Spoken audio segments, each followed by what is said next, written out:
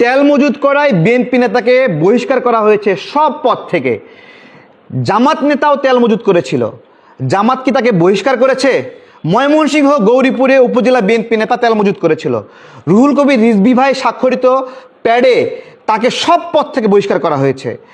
পাবনায় জামাতের চেয়ারম্যান তেল মজুত করেছিল, বলেছিল আমির সাহেব আসুক তারপরে বিচার করবেন। জামাত কিন্তু তাকে কোনো পদ থেকে বহিষ্কার করেনি। এটাই হলো পার্থক্য।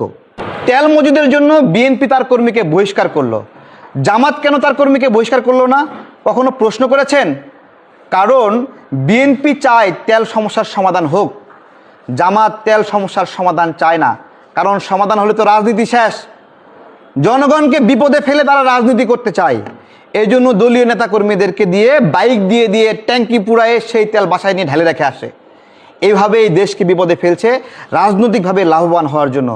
এই জন্যই বিএনপি তার কর্মীকে তেল মজুদের জন্য বহিষ্কার করে সব পদ থেকে, আর জামাত চুপ চুপ করে দেখে মুচকি হাসে।